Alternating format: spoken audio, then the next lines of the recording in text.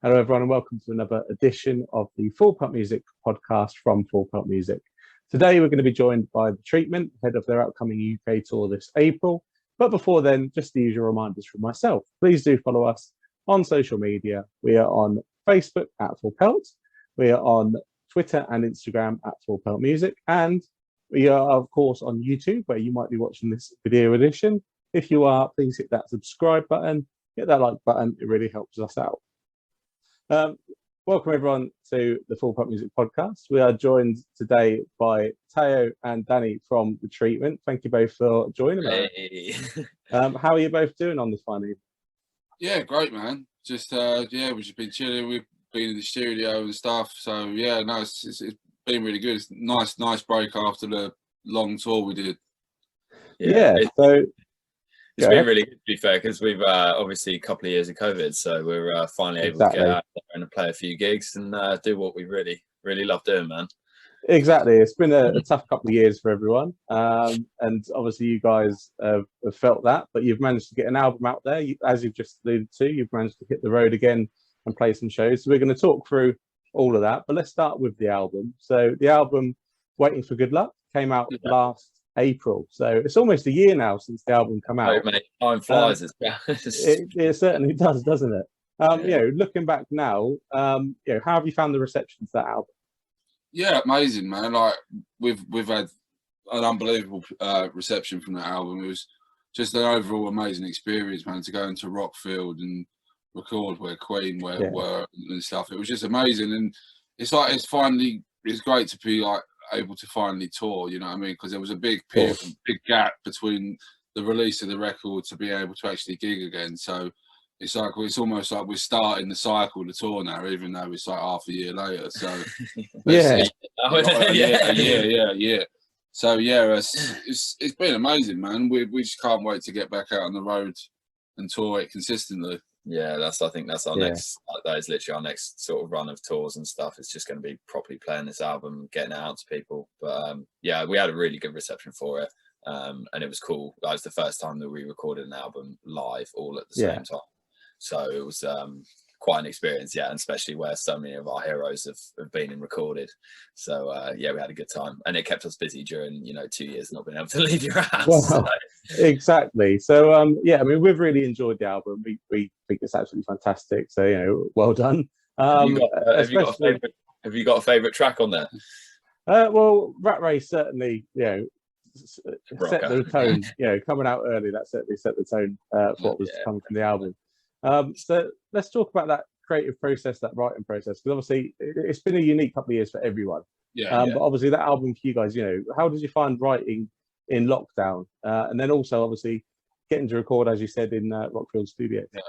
We found it was probably the easiest, probably better, easiest kind of most like natural album we've done, because we'd never had a period where we were just able to just focus on music, you know what I mean? Every day. Because like between the first and third album, it's always like you've got to get the material on a time frame so that you can get out and tour, and that cycle. So this time it was like we've actually got no future plans. So let's just write and jam and come up with ideas, and it was like we had all the time in the world.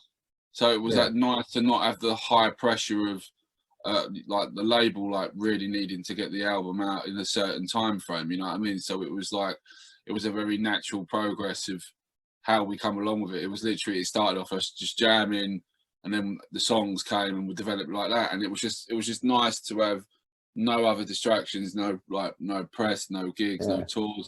We can literally just focus on music for the first time in about since the band started. So it was a really, really good experience for us. Yeah, and it was kind of like Dan said, we had nothing else to do. So we, every sort of moment that we had in every day, we were all sort of together, and like during lockdown, we all stayed together. So that was sort of a bonus for us, was we weren't having to like meet up secretly. Do you know what I mean? Yeah. But yeah, no, it was a good process for us. I think we all really enjoyed it. Yeah, certainly sounds like you made the best out of a obviously bad situation for everyone, and obviously gave you a unique experience. We just said, I just said Rat Race, really stood out as that opening track that set the tone for the rest of the album. So what about Rat Race, made you guys pick that to be the lead single? I just think it was the most, like, because obviously, like, with this album, we were really working on, we wanted to add more BVs and more like dynamics to this record. And Rat Race just had a bit of everything that we wanted to show, you know what I mean? It's got the great riff, it's got great vocal melody, it's got the catchy BVs, you know what I mean? And it was like, we wanted to release something that was a little bit different to our previous, because everyone obviously knows us is that we've got that AC/DC old school sound, and this album we were definitely crossing more into, like, other territories like the Cult and Def Leppard and all them influences coming into it. So we wanted to just have something a little bit different, and we thought it was a really great opener to the album, so that's why we decided to go with Rat Race. Yeah, and I think because we followed up with Wrong Way as well, which again was like a massive riff, but quite like a little bit more melody in there. So I think it was quite. I think those two songs grouped together as two singles before the album, I think, kind of showed what was going to be in the album. If you see where I'm coming from. Yeah, certainly. So yeah, but massively tough riffs. That's what we wanted to come out with first. Exactly, and that's what people expect, from yourselves. And 5 albums in now, I think it's finding that balance between staying true to yourselves and also getting a bit of experimentation in the mix as well, to keep it interesting for you guys, if nothing else. And obviously, next point for me is just touching on, there's been, in them 5 albums over the course of your career, there's been quite a few lineup changes. Obviously, with this album, kind of, for me, felt like a bit of a statement from you guys. It felt like perhaps a new beginning for you guys. Do you feel the lineup changes have perhaps stifled your progression slightly, as a band? To an extent, you know what I mean, because it's like, it's a lot of people like original lineups, and, like, you know what I mean, they associate, when someone first sees a band, they associate it with that lineup. You know what I mean? But it's like, it's one of them things, like, band life is hard. Do you know what I mean? People fall out, people don't want to do it anymore. But the guys that are still here, like me, Taylor and Tag, it's our life. We don't want to do anything else. So you've either got 2 options of carry on or call a whole band a day. And it's like, that's never entered our thought process at any point, because we do it for the love of the music, nothing else. Like, and I say to a point, it has, like, in places it stopped our momentum and stuff, but we always bounce back stronger. And every time we have someone leave, we come back with a stronger record. Like, do you know what I mean? I think that it's taken us to this point now to get this lineup, which is defining lineup of this band, in my opinion. Like, when we started, we were all fresh-faced, we were kids, we were 17.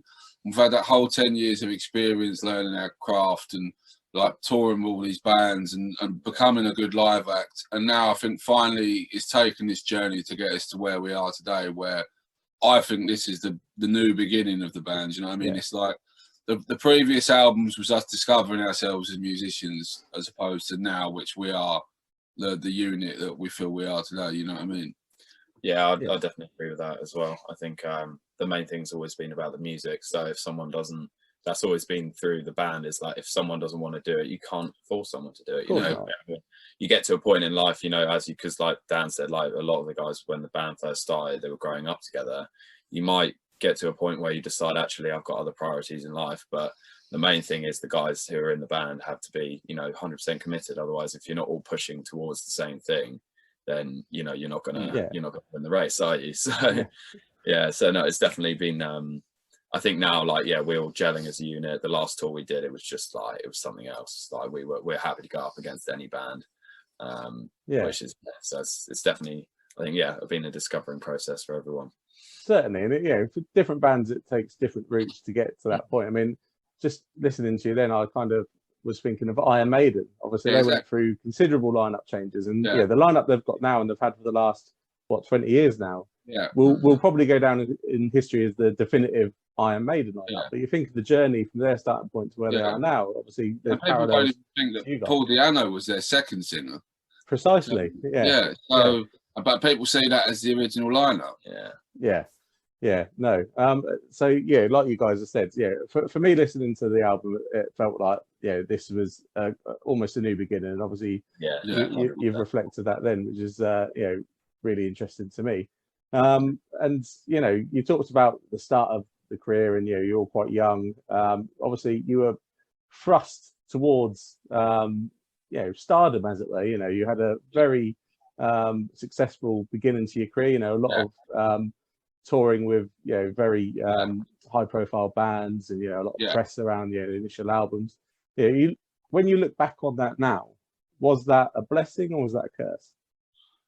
A bit of both. A little bit of both. It was great in the sense where, like, we were young, we were getting a lot of opportunities, like you know what I mean, like we were thrown in the deep end. Like, it was one of them things we wish we was good now as we was. You know what I mean? Like, most bands spend 5-6 years touring the clubs, where we got thrown into stadiums in our first album. Do you know what I mean? And I think with that come a lot of jealousy from a lot of other people. You know what I mean? And like within like some like fans and stuff, like we got accused of buying on and all this stuff. But we were kids, man, and we had a label that wanted to push us, and they threw us in the deep end. You know what I mean? Yeah. But like, as I said, the experience has made us who we are today. You know what I mean? We've gone through like lineup changes. We've gone from being on massive bills back to club shows, back to massive bills. Like, it's all about the journey for us. You know what I mean? It's not about making money or whatever. It's like, you know what I mean? We're one of the few bands that started that have consistently been there. So many of our friends have split up and can't do it anymore, and we've always stuck in there no matter what. We've grit our teeth and got through it. You know what I mean? And we're coming through the other side again, which is an amazing feeling. Yeah, definitely. And at the end of the day, when you look back on it, you were never going to say no to those opportunities when they come up, were you? So. Exactly. Like, at the end of the day, we got a chance to tour with our heroes. You know what I mean? Like, and we took it. You know what I mean? And it's like, as I said, we were unbelievably lucky, and we're still unbelievably lucky to still be getting the opportunities we're getting. You know what I mean? And making so many friends along the way. But as I said, in some sense, like, we've had people accuse us of like buying on to shows and all this sort of stuff, but that was never the case, man. It was just we were young kids. Nikki Sixx was a big fan of us. Gene liked us. They wanted to give a new band a chance, and they put us on. You know what I mean? And we've always been grateful for them guys for doing that for us. You know what I mean? Yeah, definitely. And I'm guessing, there's some wonderful memories created there for you personally as well. Yeah, 100%. Yeah. So obviously live music is, it's the lifeblood of rock and roll. It's the lifeblood of all music, but especially with, rock music, I feel. And obviously the last 2 years has kind of taken that away from everyone, but, we're back out there, especially in the UK, and you guys have been back out there. So at the end of last year, you got to tour with Fozzy across the UK. So how was it just to get back out on the road after COVID and everything? But also, how was it with Fozzy? It was amazing, man, because like Andy's been in the band over a year, and that was our first proper tour with him. You know what I mean? So like, it was kind of weird, like, because like Andy was like, it's his first like kind of experience being in a tour, like long touring band. So to go out on the first tour, being like 15 dates sold out across the UK was unbelievable. And do you know what I mean? As being growing up in the 90s, like knowing Chris Jericho from the WWE days and stuff, it was a bit of a surreal experience, like seeing old Y2K up there every night, you know. So, and it was really cool, man. Like, the whole crew treated us amazing. Like, it was, and Stitched Up Heart were a great opening band as well. We made really good friends with them guys, and it's just a great way to start like the touring schedule again.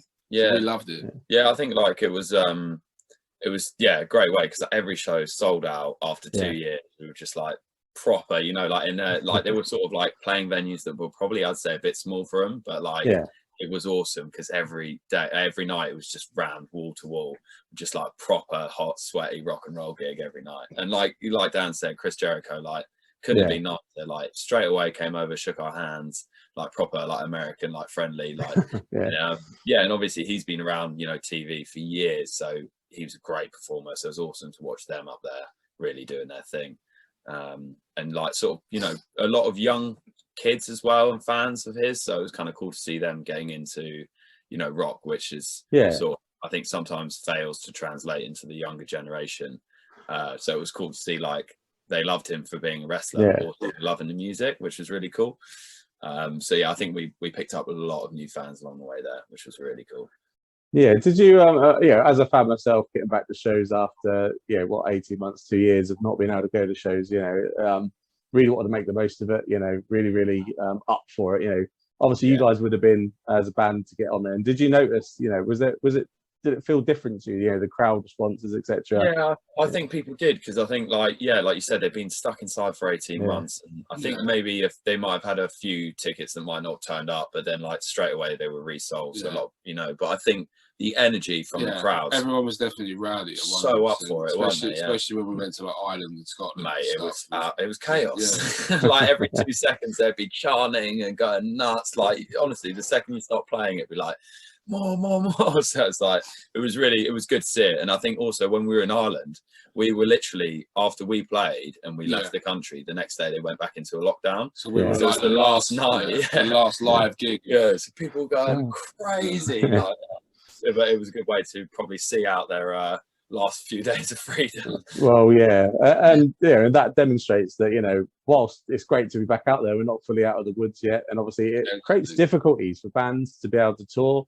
The massive thing as well for us was because leading up to, obviously, you know, there's a lot of investment that goes into a tour and planning, etc., and time, and it's like at any moment, you could be like, oh yeah, the show's cancelled, especially for like those guys coming over from the States. I remember them telling us how much money it was like it would have taken one show for them to lose basically all the earnings of the tour. I mean, one to cancel, you know what I mean? Because they were coming all over from the States, and the amount of money it cost them for like all their travel insurances and, you know, COVID stuff, like COVID passports as well. It's madness for them. So they were, I think, so for us, you know, we were worried because at any moment, but for them, like, you know, the flights alone would have been a mental amount. But no, they made it happen. So credit to them, because they took a risk. And it paid off for them. So we were glad to see them over here when they got here. Yeah, exactly. And you know, I'm sure the fans were, you know, chuffed to be able to get to the shows. There's still a lot of American acts cancelling at the minute, tours that are coming up. You know, it is very difficult. Brexit obviously is not helping whatsoever either. But you guys have got the opportunity to head out on the tour. You're going to be headlining a tour next month, or the month after. April, May, you're heading out, aren't you? How's it going to be? You know, how do you feel about hitting the headline shows again? It's going to be tough, man. We're doing 18 shows in a row. No day off. just how we like it, but I don't know about our singer. I don't know about Tom, but no, it's going to be great, man. You know, I mean, it's been quite a while now since we did a headline tour. It's going to be nice to just get back out and see all our friends again. You know what I mean? It's it's just going to be awesome. Like, wherever there's a gig, we're ready to play. You know what I mean? So headline support wherever, like we love it. So I think we just went to our agent and we just said, listen, man, just play as many as you can, and we don't care about days off. So like for us, you know, especially for me, I think as guitarist, I think probably for Dan as well, it's like I don't need a day off, man. I'd rather not have a day off, because then you sort of like it has time to like catch up with you, and then you're pretty out of it. But if you just don't stop, after that 80, we'll probably need a day off at the end of that. But I'm sure. Maybe a shower as well. And being a headline tour, obviously naturally your time on stage will be longer, so I'm guessing there'll be more songs from Good Luck. You know, you've probably played a few obviously in the sports lot with Fozzy last year, but you know, having sat on that album, you know, for probably longer than you normally would, having written and recorded an album, you know, are you excited to be playing those songs live? Can the fans expect quite a few of them? It's getting the hard part now is that because we've got 5 albums worth of material, so it's like we could be up there for because like I mean, if it was up to us, we'd just play all the new stuff, you know what I mean? But it's like you've always got to add the classics of the first 2 albums, and obviously Generation Me. So it's just finding that balance of what people want to hear, you know what I mean? But I mean, we're loving playing the new stuff, and it went down amazing on the Fozzy tour. So we definitely got have a dive into what tracks we want to keep in the set list. Yeah, 100%. I think we did get a chance. We played a few like small little festival like headline sets before the Fozzy tour. So we've like, it's kind of nice. I feel like after that tour, we've had a chance to break the songs in a bit. So obviously there'll be a couple that we haven't played, but a lot of them, you know, it's always, you got to play them live to then see if they fit in the set and what's going on. But I think what's good is we had a chance to really do that and have a proper tour and play, you know, and we, even on that tour, you know, the set we started out with wasn't the same for when we finished in London. So, you know, that'll be cool. And it'd be great to be up there for like a extended amount of time. Cause you know, supports lots, you're kind of like, oh man, we want to carry on. And sometimes people are asking you to, and you're like, nah. Can't. Someone else's show. How important then is, you know, you talked about changing the set list up over the progression of that last tour. How important is set list curation to you guys? How much attention do you play, you know, to the quite a lot. Because A lot more goes like, it's one of them things is how the songs running together, which is like a big thing, because we've played songs that we really like, but then like kind of watch footage back and realize it kind of dips in the set, and it's like it's one of them things. It's you know what I mean, we're always swapping and changing to figure out what our best live songs are, because what songs can be great on record don't necessarily translate live as well. So it's just finding that balance of like the old stuff, the new stuff, like where the energy level's at, where to drop the set, where to raise the set. Do you know what I mean? So yeah, it's a lot more thought goes into like set list more than you think. Yeah, Yeah. definitely. Like we sort of, once we've got it fairly like where we want it, then we'll run it in, you know, in the rehearsal studio, and then we'll be like, oh, maybe we should. And yeah, like Dan said, like we might play a song live that we haven't before, and we're like, actually, this is great, or maybe now the energy dips. Or like, you know, it's weird. Like, and some songs at the beginning of the set will go down a storm, but like by the end, you know, or like kind of in the middle, it seems it's funny. But yeah, quite a lot of time does go into it. Yeah, there is a science to it. Certainly is. So you're going to be joined on this tour by Piston and South of Salem as well. So two great young bands as well. So it's a great package build. So, you know, what should fans expect if they're going to come along to a show with the package in place? What should fans expect from you? I think just a lot of you know, a lot of great new bands. You know, you know, for us, we still consider ourselves fairly new, but I think it's just going to be, I like to say, a high energy night of rock and roll in your face. So that's the way I like to see it. I think every band as well is different enough to keep the audience like refreshed as well. You know what I mean? Because South of Salem, they're more on the darker metally side to like compared to what we're just out now, classic rock, you know what I mean? And you've got Piston as well, so it's a really good balance of different genres which work together, you know what I mean? I'm excited to see South of Salem. It'll be really good. A lot of people have been saying good stuff about them, so it'd be awesome to see what they're made of. Yeah, definitely. It looks like a really exciting bill, and fans should definitely obviously check out one of the shows. There's 18 of them, as you said, and best place to find the news about the shows is your Facebook, I believe, which is the Treatment Official. Instagram. Yeah, and Instagram is the Treatment Official as well, isn't it? So yeah, fans, make sure obviously you check out the band on social media so you know where they're playing. Do head along to a show. You've got a festival in May as well. You're going to be headlining Call of the Wild Festival. I bet you're excited to be getting back into what, let's be honest, will probably be a muddy field. Yeah, that'd be great. I mean, that one, we're really looking forward to that one, because that one's gone ahead and then been cancelled about 3 times. Yeah, it's been rescheduled. So it's fine, and because Raz is a great guy who runs it, and I mean, we always like doing shows when he's involved. So yeah, he's a good guy. It's going to be great to finally get to play Call of the Wild, because we did the first one and it was amazing. So it was good. They really looked after us as well, didn't they? So and then we've got Stone Dead, which is that's August as well, which is again great, awesome names on that as well. So that'd be great to get out there. And that again, that was rescheduled, wasn't it? No, that was Tom got COVID. Tom got COVID. It's the only show I think in the whole band's career that's ever had to be pulled. And it was like, honestly, the night before they said, you know, in the rules of the show, we had to take lateral flows.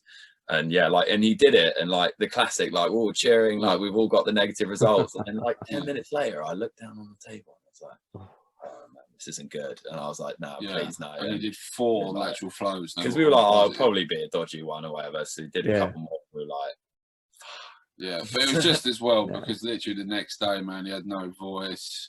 He was like bunged up. Like, because it was like, obviously that thought was like, oh, could we like it? And it was like, no, well, one, we don't want to put anyone else at risk of it. Exactly.